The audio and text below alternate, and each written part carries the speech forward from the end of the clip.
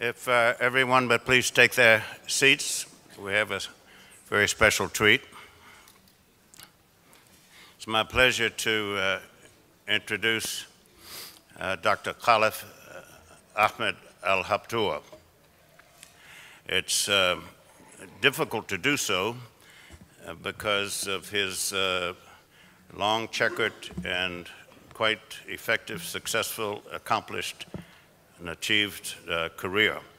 There is a book about him on the back table there that seems to exist in some numbers.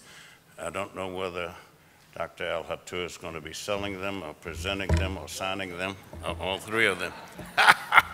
Yes, this is it, so you don't have to turn your necks around. I've read it from cover to cover. It's riveting reading. It's not often the case with an autobiography, but this one is certainly the exception.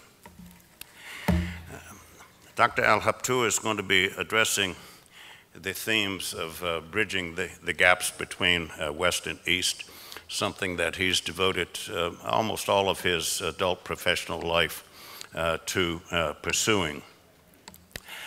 These remarks will just be off the top of my head from having read his book and having met him some time ago, and they will be an injustice to the range and reach and the diversity and the nature and the background and the context of what this man is all about in terms of his interest, in terms of his needs, in terms of his concerns, in terms of his aspirations and his goals and objectives. Dr. Al Habtoor, if you can believe it, has only 6 years of formal education. Okay? I had someone in my life who had only 6 years of formal education, and there's not a day that passes that I do not remember the impact, the imprint that this individual had on my life. So you can see an easy echo that formal educational attainment is not the sine qua non or the prerequisite for a life of meaning and fulfillment. Dr. Al Habtoor has 6 children, and there's a balance there, fi mazan, in terms of 3 daughters, 3 sons. You wouldn't necessarily know it, except you might ask, how is it he is so fit? Well, he loves to play doubles tennis. He's also been quite fond of horses, and he's also been quite dedicated to farming. And he and former President Jimmy Carter have shared that bond with President Carter's visit to Dr. Al Habtoor. Dr. Al Habtoor has a doctorate in humane letters from Illinois College, an institution of higher education in the great state of Illinois that he's long been associated with and been a friend of and a supporter of in terms of the small liberal arts college that it is, and having produced people like Congressman Paul Finley. In terms of his business reach, just ponder the following. Running through all of it has been a builder, a person of construction, involved in design and engineering and procurement and supervision from start to finish. Dubai Petroleum Company is one that comes to mind, which is the principal revenue earner of the Emirate of Dubai in the United Arab Emirates. He's also the chief construction personality and skill maker in terms of Burj Al Khalifa.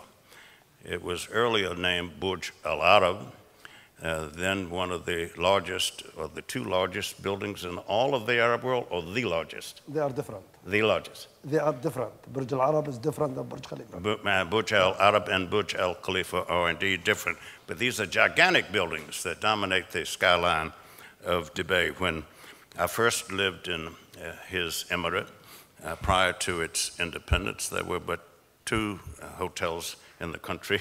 Now there are hundreds. His Metropolitan Hotel is one of the grandest in the Emirate of Dubai, and I've had delegations that have been fortunate to stay there. There's also the Al Habtoor Resort and Spa. In addition to his building work, there's been a philanthropic thrust to it in terms of American University in Cairo. He is the individual responsible for AUC's track and field and football stadium. He's also been known to be a rapid decision maker, having watched television one evening in Lebanon and seen the Ras Baladia, the head of the municipality, the mayor of a small village in northern Lebanon, mention in passing that there were no medical health care facilities in his immediate facilities. Well, in response to that, Dr. Al Habtoor ensured that there is and has been ever since a 50-bed hospital in that very spot in Lebanon. He has a self-deprecating sense of humor, and in one of the pages of his book, there's a quote from when he had the late Sheikh Rashid bin Saeed Al Maktoum Al Bufalasa Banias as a guest to the unveiling of one of his buildings there. And Dr. Al Habtoor asked Sheikh Rashid, well, what do you think? And I think Sheikh Rashid, and I paraphrase here, said something, it's lovely, but it sort of looks like a donkey tethered to a swamp there. So at least he can tell jokes on himself in these regards there. I won't say more because these are his moments in front of us. We'll have Dr. Al Habtoor address this theme, and then afterwards a Q&A, and then a ceremony immediately following that. Dr. Al Habtoor.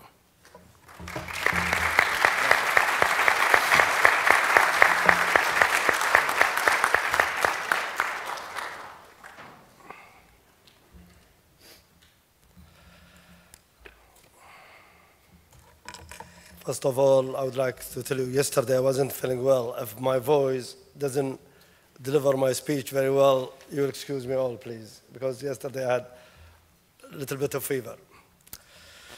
Bismillah ar-Rahman ar-Rahim. Assalamu alaikum wa rahmatullahi wa barakatuh. Ladies and gentlemen, good morning. I would like to start by welcoming my very good friends who have honored me with their presence here this morning. Former Congressman, the Honorable Paul Fendley, His Excellency Joseph LeBaron, former U.S. Ambassador, which I know him since a very long time. He's ambassador in a lot of countries, and all my friends here. Thank you for being here. I am happy to be at C3 Summit today and to be recognized to receive the first Life Achievement Award. The C3 Summit, its focus aspects are commendable, and I wish all the success this year and the year to come. I pride myself on being ambassador of my country to the world. I have always been conscious about the importance of bridging the East and the West, finding the similarities instead of the differences between different cultures. I founded Al Habtoor Group in 1970, and I am proud to see it grow and be recognized on international levels. As I write my autobiography, I was not born into a rich family. I did not hold sand into my hand and turn it into gold. I have had many success for which I am grateful, but those came after many failures. I look back now at my life and my adventure and laugh. You will laugh with me as well if you are ready, if you read my autobiography. I'm grateful for God blessing and for being born in the United Arab Emirates. The United Arab Emirates was blessed with visionary leaders. The late Sheikh Zayed bin Sultan Nahyan and the late Sheikh Rashid bin Saeed Al Maktoum, the founders of my country. My company motto is growing with the UAE, and we have always worked hard, grow parallel with my country. My country's growth is my responsibility and my privilege. No one should stand back and wait to think to be handing it over of them. In the word of John F. Kennedy, ask not what your country can do for you, ask what you can do for your country. I'm a firm believer in that. In the United Arab Emirates, we are partnering in our country's success, and we do our best to protect the safety of our nation and its growth.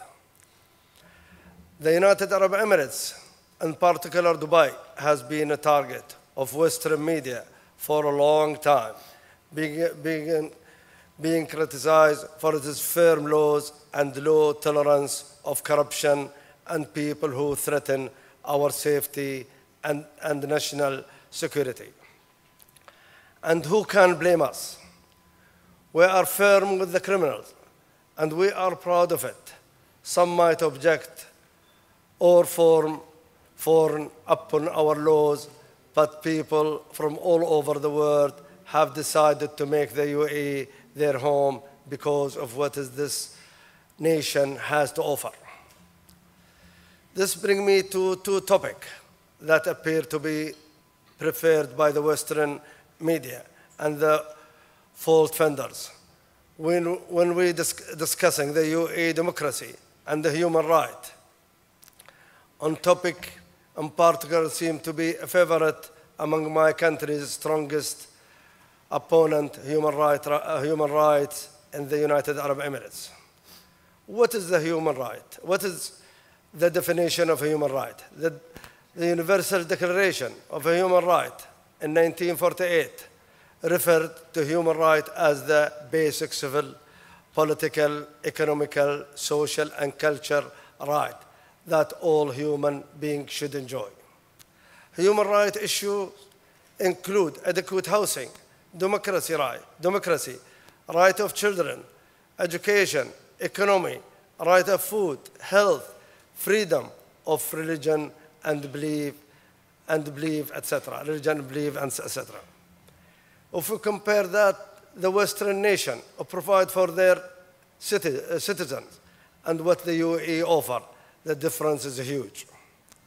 All UAE citizens have home. Young couple who cannot afford to buy homes receive a financial support. And I am not talking about community house. This is a decent home where a couple can raise a family. Young people want to get married are provided with money to have ceremony and start their married life debt-free. Education is available in UAE at the highest standard. We have some of our top schools and universities in the world, and they are available for all. We provide people with free medical care inside and outside the United Arab Emirates. My country is stable. Our economy is strong and thriving. We have the best infrastructure in the world, world-class banks, hospital, the two major airlines, and everyone want to come and work and live and even retire in the United Arab Emirates.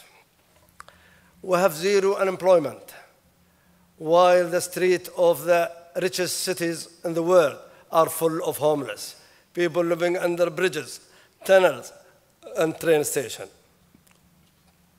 Safety and security are #1 priority for us, and we do not compromise on them.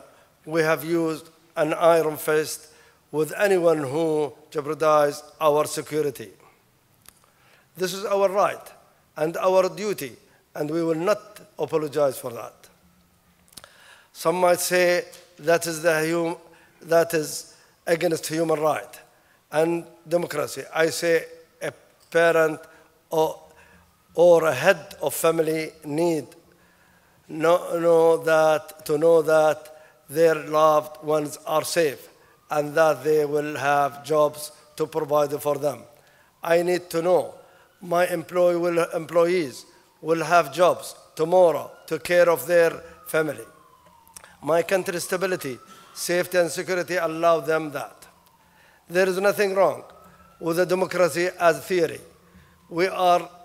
Everybody gets equal opportunity, enjoy the same right, has safe and comfortable lifestyle, and has a voice. You think we in the United Arab Emirates are missing the democracy?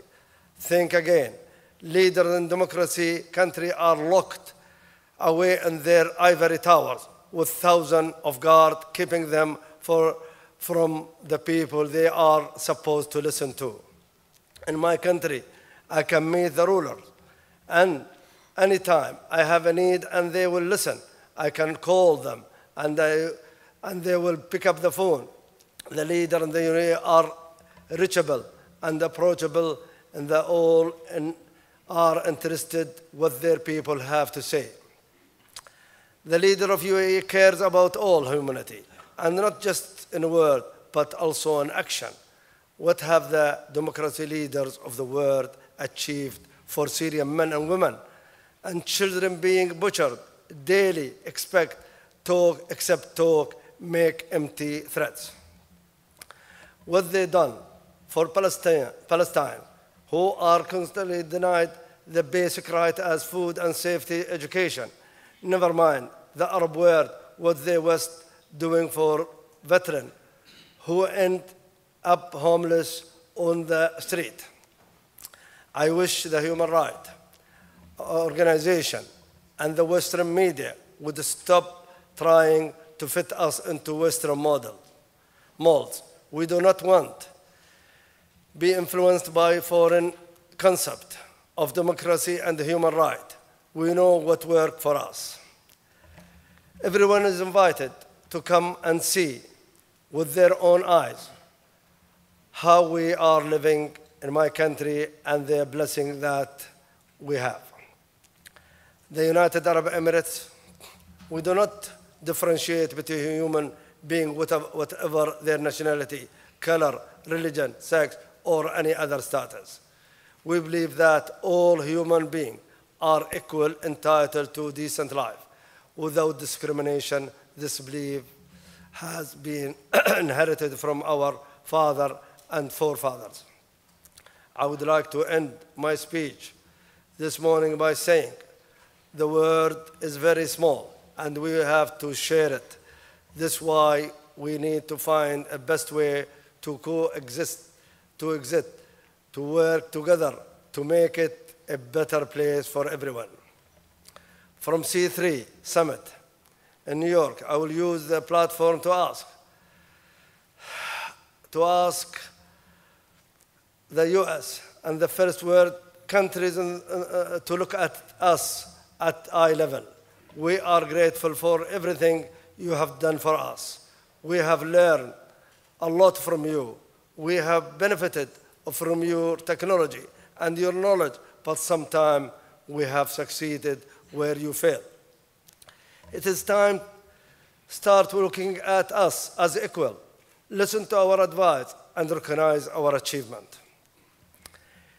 It is time the West realized we do not need to be picked on for not following Western-style policies that, quite frankly, do not seem to be working for the West that well either. You have always had our respect, our acceptance. It is time to accept us, respect our choice, and look at us on the same level. We want to help each other. We can help, and this world by much better place, everyone. Ladies and gentlemen, thank you very much for listening. I shortened my speech today because I'm not feeling well. Thank you. Thank you.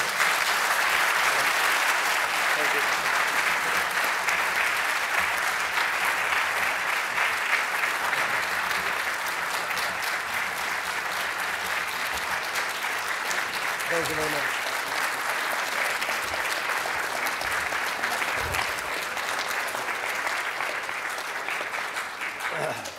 Well done. Thank you. Well done.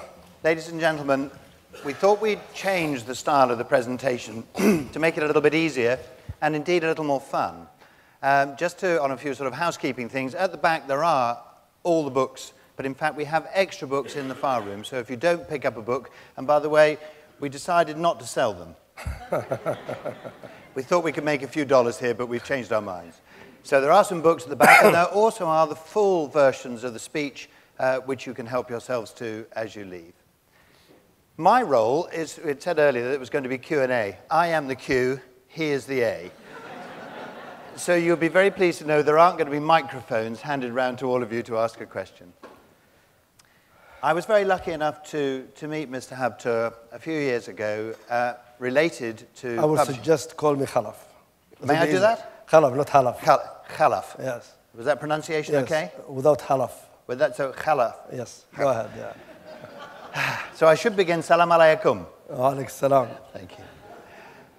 So the idea of today is to show you the many facets of this man, because it'll echo, this Q&A will echo the speech that he made, but I wanted you to have some idea and the humor that exists within this very successful man. He is very much a successful, driven man, and he is known locally as the gentleman from Dubai. And I remember that's exactly the first impression you get when you meet this man. And when I was first in Dubai and Sharjah a few years ago, one of the local Emiratis said to me that you arrive in this country as a tourist or a businessman, but you leave as a friend. I believe that to be absolutely true, and you make that very clear in all your relationships, because you are surrounded by friends. But this is a story of determination, of discipline, of friendship and trust, and very much of life balance. This is a complex man. It may not seem so, but he very much is. And his business has grown from extremely simple beginnings into one of the largest companies in the world, let alone in the UAE. What I thought may be a good way to start would be to go backwards just quickly and to ask you, in your book, you said that you arrived screaming into a world that no longer exists. Would you mind just telling us a little bit about the early life when you were a young man? Well, I don't think I want to remember the early time, you know, because that was not living in the right hygienic place or living in the right places, but everybody was happy that time. But a lot of people said, you know, Khalaf, what do you think? I mean, those days is much better than now. I said, no, these days is much better because here we have to grow with the growth. We have to contribute to my country. We have to contribute to the world. We have to help here and there. Those days we cannot help ourselves. We are, I mean, sharing the dates with our camels sometime. I mean, I remember I was a little boy and with my father. Sometime because of the hunger, I'm not shy to say that, you know. We were sharing with our animals every food we eat. That means we know human rights more than anybody else. But also, you only had one bed in the whole family, and nobody seemed to sleep in that one bed at all. That's better. What's your interest in the bed? That's a very good point, yes. Maybe talking about beds is not a good subject here. Something Khalaf said earlier was that he wasn't born into a rich world. Often many people have the perception that if you were born in one of the Emirates, you are naturally a rich person. But your background was very poor. You were not born with money in your pocket at all. You had to work. That's very true. I cannot say poor because I didn't feel it. I didn't feel it. Even we are, I mean, my parents and my brother and my sister were sleeping in the same, not room, it was barasti from the palm. Palm fronds. Yeah, and it is about 3 meters by 2.5 meters. But we don't touch that bed. No, the bed was no. I have to say that did confuse me that there was a bed that nobody used. Yeah, because we put all our things on that. Everything was on the bed. That is the wardrobe. So from that very early beginning, one of the things that I loved, and when the first time I met this gentleman, I couldn't resist asking a very rich, successful man about his failures. I needed cheering up. And there are, in this book, which does read very easily and very well, genuinely I say that, one of the things that made me laugh was how you talked about your failures with such a funny voice in the book. And I've decided to pick on one. Would you mind telling everybody about your adventures in soap? Oh, my God, yeah. No, I was once sitting in my office, and a friend of mine, he's a commander of police. He came to me and said, Khalaf, what do you think we will do soap factory? You know, he's a very good friend of mine, and I like him a lot. I said, okay, let's go and do it. Anyway, to cut it short, I don't want to tell you we make feasibility study because we didn't know how to do feasibility study. We bought the plant from Italy, we put everything, but I didn't know that the soap, they do it from the fat. And, you know, the fat, and we erected that factory in a residential area, which, you know, later everything was smelling on that. Everybody complaining from the fat. We import the fat from Germany. Second version that, you know, we cannot sell the soap. And I insist that all my family, they should use them. And all my employees, everybody must. And later I found, you know, nobody in the house using that soap, you know, except me. And later I found out that this soap has a lot of allergy. And everybody was scratching their body, you know, from up to down. And then it was losing, we lost the money, and, you know. I love the fact that nobody was using it but you. Except me, yes. But I think you had rather an unusual name for it. You almost stole a name. Yeah, that's true. We call it Dana, and then didn't sell. Then one guy suggested we call it Love. Love, the spelling like Lux. Yes. And then the Lux, they sue us. So you had... And we spent a lot of money in the court as well. So as you can gather, this was a very successful business adventure. But life changed for you very, very quickly with a phone call. Can you just tell us about the phone call that you got that changed your business model from soap to hotels? No, that time I was working. It wasn't changing a lot of, you know, I mean, to go to your, to answer your question, I was sleeping, and those days I stay late at night, which is, I don't accept it now, you know. And in the morning at 6 o'clock, the telephone rang, and my wife picked up the phone. And immediately, she put on the receiver her hand. She said, I think this is the voice of Sheikh Rashid, the late Sheikh Rashid, the vice president of UAE. He never say good morning or good evening. He always say, Khalaf, where is Khalaf? You know, or Paul, or somebody. And I said, hold the telephone, I drink water and clear my throat. And then I said to him, hello, man, who's this? He said, you are a liar, you are sleeping. He said, you are a liar, you are sleeping, don't do that, you know, don't act, I know you. Come now, immediately I want to see you at the palace on Zabil, a little bit outside Dubai. And this was, we had coffee. He saw me wearing glasses because I didn't sleep well that night. And he said, what's wrong with you? You know, are you blind? I said, no, because sun. He said, there's no sun. I said, okay, sir. He said, take your glass. I took my glass. My eye was very ugly. Bloodshot. Yeah, no, yeah. And there, you know, he took me in his car. We drove to the desert. He said to me, Khalaf, I want you to get out from the car. I said, yes, sir. We walked. He said, and with him, surveyor, you know, land surveyor.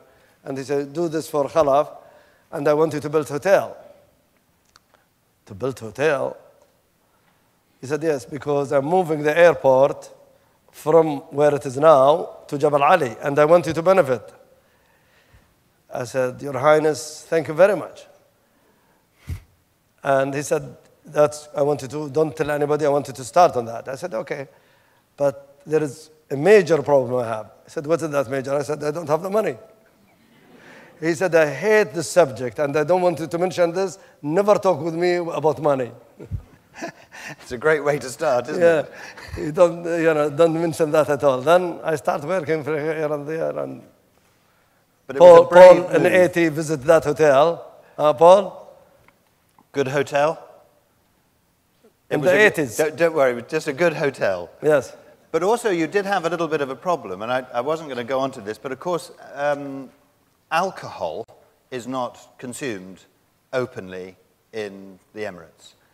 So how did you manage to make tourism possible, because it seems to depend rather heavily on alcohol? No, it was legalized in the hotels. In the hotels? In the hotels, legalized, and the problem is once, I was in London, and immediately, somebody advised Sheikh Rashid to stop alcohol in the hotels. And then when I heard that, they called me the general manager. He's from Grand Metropolitan. I took the plane, and at night I came to him with my trouser. The first time to see me with the trouser. And, overnight flying from London, I came straight to his palace. He said, "My God, what the hell is this? You are scary to me." I said, "Doesn't matter, scary or not scary. I'm coming to tell you something very important." He likes me a lot, and I love him, that man. He said, "What?" He said, "Why it happened?" I said to him, "You stop alcohol. You order." He said, "Keep quiet now. Don't talk about this subject, Anyway, later we get the permission, and he said, "You do it, and later the other will let them, and we close that subject." So you got away with it? Yes, yes. Fantastic. I say this carefully because there are some members of your staff here, but you are known as a bit of a tough man to work for, a bit of a dictator about timings. Is that fair? Maybe you should say what your day is like. No, I'm not a dictator, but I like people to be better than me. Yes. Yeah. And sometimes, sometimes possible, sometimes not possible. My day is, I'm in my office quarter before 7 o'clock, my breakfast before 6:30, my lunch at 12 o'clock, my tennis at 2:30, I'm back to the office after shower. Yes. Yes. Good. It's very nice to hear that. Thank you. But it is a very strict life. You keep to your routine as much as humanly possible. Not strict. I love it. Yes. I enjoy it. That's the difference. Yeah, I love it. I love it. I'm not the type of person, I can't sleep, during the daytime. And, I hate going late night, But you said to me when we were talking the other evening, and I said I'd ask you this, you put your business before your family? That's true. Can you explain that?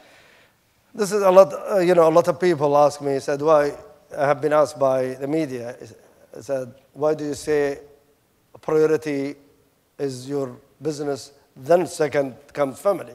I said, very simple. My family, if I'm not working for them, I'm working hard for my family, my relative, and, doing great job and getting them money, they don't want me. As simple as that. Who wants you? Imagine that if the husband is stuck with his wife in the house, I think she will go to divorce him. Better to go work, satisfy them with a gift, with the money, and they will salute you. And they will, that's true. I think that makes absolute sense. I can see women nodding here, and gentlemen. In your speech, you talked about the financial crisis. Yeah. How did the UAE recover so well, so quickly, or indeed wasn't quite so badly affected? I know it was affected. How did it recover so quickly? Some area was affected, but not a lot of areas. And, especially in Dubai, it's part of United Arab Emirates, but in Dubai, if you don't work hard, and you have to be positive 100%, and you have to aim high, otherwise you'll fail. You have to work hard, because nobody will pay you, nobody will compromise, nobody will support your family unless you work. Therefore, like me, I have 1,000 and 1,000 of people working for me, and always I said, you are not working for me, I am working for you. Because you can sleep, I cannot sleep. This is the difference between, employees. Employees, I think they said, they're your staff, they work for you. No, I am working for them. And to keep this speed, and we work very hard jointly with our government. We are partner in the growth of the country. We share, we discuss the infrastructure with them. We are like big company that chaired by the President of UAE and the Vice President, and we are like a member of the board. And we are active executives rather than just an executive. Yeah. It's a wonderful way to run a country, isn't it? Because you're all partners We in are. success and indeed to save failure. Definitely, we will support and defend the failure. We will not allow it to fail. No. You know, yeah. Would you say that Expo 2020 is a major win? I think it is a major win to win it, you know, from the giant countries like Russia and Turkey and Brazil. Yes. I mean, and we are Dubai, a city, and this is the success. But when it comes to addition or plus, I consider it as a bonus rather than adding to the growth. Yes. Yes. But it is very much, all of you are growing as the UAE grows. You don't let anything go. This is a company in growth, isn't it, the UAE? We are, you know, we are thinking parallel. We are worrying. We are working to the success of the country. We are carrying the flag of United Arab Emirates high, and always we would like to be the proper ambassador of my country. All of us. I mean, I will not always encourage my people in United Arab Emirates to be ambassadors. I don't mean ambassadors to sit at home or in the office. Ambassador to represent them in the streets, to represent them everywhere, you know, to be the proper leader. This is always I try to encourage everybody else. Yeah. In your address, when you were talking about how the West looks at you, you said, stop trying to fit us into Western molds. This is a very important view of yours, and indeed all your colleagues. Yeah. What doesn't fit that we try and force upon you? A lot of things. I mean, for example, about in so many occasions, Western will come there and smuggling drugs, for example. You will find all the embassies, you know, calling the security, calling the police, the CID to release. I mean, how can you release somebody criminal, smuggling drugs or doing a lot of crime? Now, we don't mind. I mean, a lot of people complaining. For example, you find two person, men and women, should I use making sex? Or in the shore, by the beach, in front of everybody. We don't mind. Go do whatever you want in your room, but don't do it in public area. If somebody will do it in London, they will arrest them, put them in prison. Anywhere in America, same. But in my country, if somebody will punish these people, then we are, the media, all the media will be, they don't, you know, stop attacking us. But it's partly because, and you believe this very strongly, that you want people to walk the streets in safety. Exactly. People coming to the country there, they work. I know that some people, before the British leaves in the 60s, leave United Arab Emirates, before our federation, a lot of, they call them the political agents. They refused to go back. They said, we are going to stay here. They retire there and die and buried there. And they want to stay there because we take care of them. We feel they are part of us, and they feel we are part of them. You know, this is the most important. Our country is multinational from all over the world. We are the minority as a UAE citizen, but we love everybody. We try to make everything great to everybody. We facilitate for them education, hospitalization, infrastructure which we have, and you know that, Tony, very well. You cannot compare it with anywhere in the world. And also, in terms of multicultural, you are multi-religioned. You have an openness to all religions. I noticed on the television yesterday here, Ben Affleck was defending the Muslim view, if you like. But in your country, there's no censorship. We assume, everybody assumes from a Western point of view that you censor.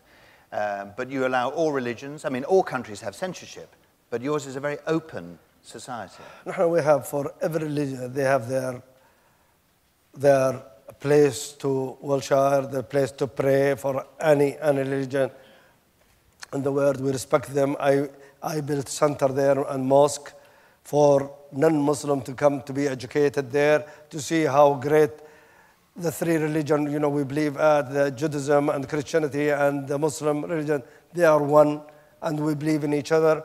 And we bring, you know, the tourists from all over the world now through the tourism department. They come and visit our mosque, and we lecture to them. Not me. We have staff there doing that, and which is true, you know.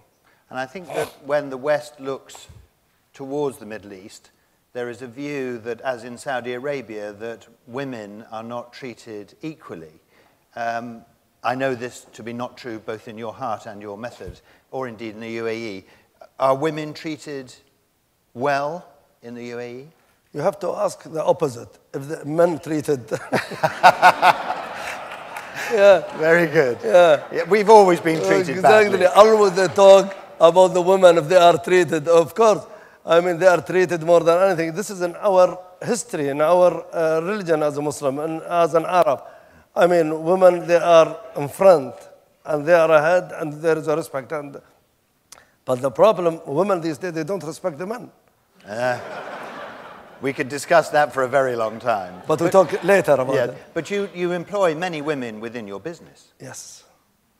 Yes, we have a lot of women. At least there are 2 senior directors. I have them here too. One blonde and one black hair or brown hair. And we do what they say, don't we?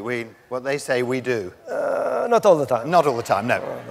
But actually, interestingly, and sitting here in the times that we are in, interestingly, you have an Emirati lady pilot who is flying missions at this very moment. This shows not only the UAE's commitment to solving or helping to solve some of the problems, and indeed working across, bridging that gap, working with all the other people to fight ISIS, of course.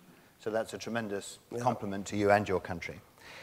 Something that... And she was leading the troop, you know. She's leading them. Amazing. The woman, yes. Fantastic. I didn't mean to sound in any way chauvinistic. It was meant the right way. Something very close to your heart is trying to help with poverty, and you alluded to that again in your speech. Can you just you have a view how this might be possible to help poverty. What is your plan? Well, I'm, studying an idea, and we were going to discuss it in Illinois College, Jacksonville, with Congressman Paul Findley and the President Jimmy Carter. And always I'm thinking of that, because I think if we, as a Muslim, and the Judaism as well, as Allah, they call it, we call it zakah, and also the Jews have the same. I don't know about the Christianity if they have the same. They don't have it, I think. So if we gather all this, the zakah, I don't think zakah or equal to zakah in other religions, the three religions, I don't think there will be any poor in the world or anything needed. So it's really saying to all governments that you put a percentage of your wealth, of your earnings, into a pot to help alleviate. I mean, from the income tax, they are getting it from the individual. You don't want to touch any person again. If they pay, 2% or 1.5%, not according to the Bibles or the Quran, and I think there will be no person in need anywhere in the world. But I think if you talk to most people in the West and explain that the Arab philosophy, Muslim philosophy, to give money to those that need it, so many things about Islam that people do not know. It's that's one big bridge to build. We can't not talk about a subject very powerfully close to your heart, and that's Palestine and Israel. Now, you have very strong views, again, as to how this may be, I say solved, moved in the right direction. I think, since a very long time, all over the world, all the countries in the world, and the most powerful country on earth ruling the world is this country, United States of America. Unfortunately, no one tried to pressurize both sides. But there is a weak side and there is a strong side. I mean, to bring them together and give them an instruction. Forget about democracy. Here, dictatorship. An instruction, they have to work together. And believe me, if United States and the West, they're pressurizing Israel, I have a lot of Israeli friends myself, and a Jewish friend. I mean, they pressurize them, I think it will work. But unfortunately, no one has interest. Now I'm working with the President Carter in a lot of this, and trying also with the Congressman Paul Findley in this college now, how we're putting some sort of competition between the faculty and the student of Illinois College, and we are planning to send them to Israel and Palestine to visit the schools, university, colleges, I don't know what, everything, and to give us several scenarios. If there is, of course, I cannot guarantee success, no. But always there is failure, but we'll try our best. Maybe in future, if we cannot do it, I mean, government could not do it because they have no interest to do it. But it's bringing the Palestinians together as a group, the Arabs accepting the Israeli state, and bringing them together to say, look, we are human beings, we share so many things in religion, but to bring people together. Yeah. There was a quote, if I may, from your book, which, looking at an American audience predominantly here, overall, this is your quote, overall, I think the American people are well-intentioned and fair-minded. If they truly understood the Israeli-Palestine situation, they would demand a just settlement. Yeah. And I think that all of us would echo those sentiments. Yeah. I think Paul knows that. Yeah. Be careful, sir. Mr. Chairman, I welcome this moment. I'm not on Khalaf's payroll. I never have been. I never will be. We are friends. I'm going to bring my microphone down to you. I'm interest in public policy. You can talk to my tie, sir. Is it okay if I state that I'm a Republican? Yes, it is. Oh, good. But I thought if you spoke into my microphone, they could all hear you very clearly, sir. So my apologies. I might just, as long as the sound man doesn't get cross with me for a moment. I can make myself heard. Okay, I shall leave you to it. Just briefly. Oh, thank you. I've often likened my friend Khalaf to my favorite man in history, Abe Lincoln. Both of them had very little formal education. Both of them had failures. When you read the book, you will be delighted with the failures as well as the successes. It's a great story. His first enterprise with a partner named Riyad Sadiq was making hand soap, and his best customers were his relatives. And they all came to him and said, we're itching all over. We can't stand the soap. So it failed. Then he tried filmmaking. It failed. Then he tried selling jewelry. It failed. But it didn't stop him. When I first went to Dubai, there was nothing but sand dunes and one building that was above 2 stories. Today, it is one of the wonders of the world. And today, we honor here in this chamber one of the men that made it a wonder of the world. He owns at least 12 hotels, most of them in Dubai. He employs over 40,000 people. He is one of a tight little band of entrepreneurs who built Dubai out of sand. It's a great place. How many of you have been to Dubai? Quite a few hands. Well, the rest of you have something to look forward to. Thank you. He has been my friend since I first went to Dubai in 1986. And I have cherished that friendship, admired him in his successes, and I think you're fortunate to have him here today to explain how he and his colleagues built greatness in the midst of sand dunes. Thank you. Thank you.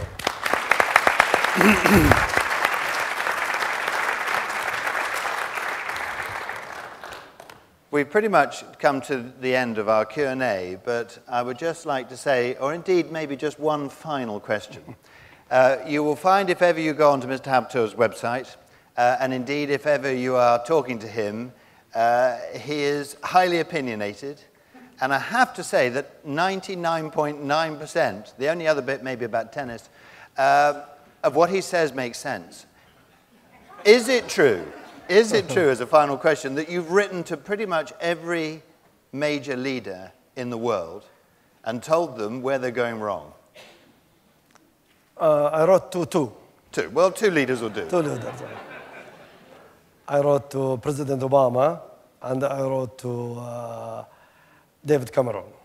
We can forget the French, I understand. And I received a response and acknowledgement and thanks and from David Cameron personally. And then I received a letter from the Commander-in-Chief of the Army, British Army. But unfortunately, I haven't received an acknowledgement from White House. It'll happen. They should listen to you one day. Just in rounding up, it's been a pleasure knowing you. One day we'll have that game of tennis. I know I'm going to be beaten, but I look forward to that. But you are an inspiration. But they didn't talk about Dr. LeBaron, about the tennis. Oh, no, well, yeah, that may be unkind.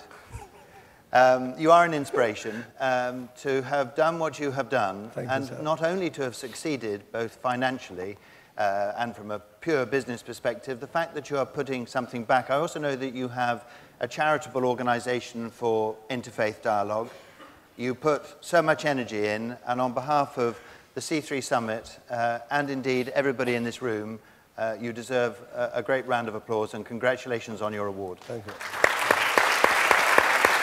And I took 20% of the group to the charity. 80. 20%. 20%. If you want to mention that. 20%. This is the only Arab in the Arab organization. Just as a final comment here, Mr. Habtoor, Khalaf just said to me that 20% of his company goes through and into that charity. To that foundation. To that foundation. Yeah. I have to say that is, well, if other countries and other companies could do the same thing, it would solve many of our problems. Yeah. Thank you. But now, sir, this is your moment for an award, so I shall leave you to the stage. Thank you, sir. Thank you, Tony. أهلا أهلا وسهلا الله يسلمك يا مرحبا فرصة طيبة الله يطول عمرك إن شاء الله الله يسلمك You want me to speak first, then you, or you شكرا first one? الله يسلمك Yes.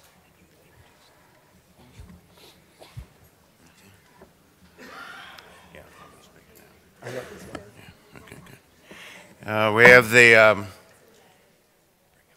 distinct pleasure and opportunity to present a small token to Dr. Al Habtoor. But in listening to the interviewer and the response to the questions, it was quite pointed what Dr. Al Habtoor said with great candor of his knowledge of America's aspirations but shortcomings. And he mentioned in passing about homeless. Most are not aware that in the nation's capital of the United States tonight, there will be 12,600 people who are homeless. This is in the capital of the wealthiest country on earth. In this city where we are gathered here today, this evening there will be 40,000 homeless, half of whom will be children. And so for an individual from the outside to bring up these issues are very poignant reminders of how far and short we are and have been to our most fondest aspirations. He quoted John F. Kennedy, who is an icon to many, and a reference to Thomas Jefferson in two aspects, though. His country is a confederation. The word is the same in Arabic for federation and confederation, ittihad. This is a form of government that we Americans have tried to make work twice, but failed ignominiously both times. Each time, some 13 states tried to make it work, but failed on both occasions. His country has made it work. I remember being there before independence and when it was founded. And most people from elsewhere in the Arab world said, it's not going to work, not going to work. Wherever these things have been tried, in South Arabia, Maghreb, the Wasta between Egypt and Syria, and other efforts all failed. Not this one. It's now going into its fifth decade, and it is a resounding success where so many others have failed. But Jefferson, in this regard, is an echo there also, in the sense that Jefferson was renowned for saying many things, but one of the more memorable ones was that government is best that governs least. And so in the United Arab Emirates, they've taken a page from that, and where the degree of freedom for individuals, freedom from the intrusiveness of government, has no easy echo in the Western world. And then one more thing about Jefferson. He talked a lot about democracy, and people pinned him down once and said, you use this word so often, what's your definition of it? And he said, if I had to reduce it to a phrase, it would be the consent of the governed. Now, in Arab and Islamic political theory and tenets, two of the core ideals and principles and practices are shura, consultation, and consensus, ijma'a.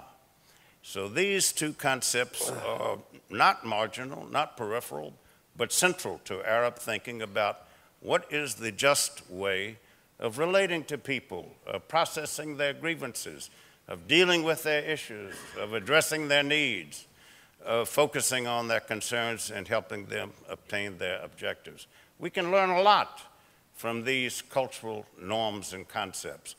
The language may be different, but not the thought behind them. Neither the institution, which brings me to the last comment before presenting an award to Dr. Al Habtoor. It's often said that the only thing that a person can leave longer behind than their selves is an institution. Well, that's only partially true, and Dr. Al Habtoor has done that. But beyond institutions, there are other things. There are aspirations, there are inspirations, there are examples. And in this particular case, we have an example of an architect, we have an engineer in heart and spirit, we have an individual who's recruited 40,000 people. He's an administrator of 40,000 people. He's a creator, he's a producer. We have an extraordinary legend in his own time here. Congratulations to Dr. Al Habtoor, and we present to you this Lifetime Achievement Award. Thank you, sir. Thank you. Thank you. Thank you, sir.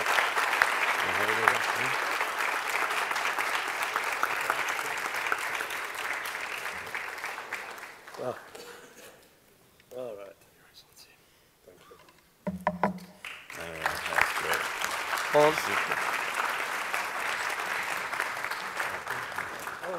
Yeah.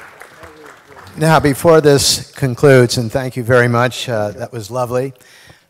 Dr. Al Habtoor, I just want to let you know that I have already put a requisition into the art committee to replace Abraham Lincoln's picture with yours.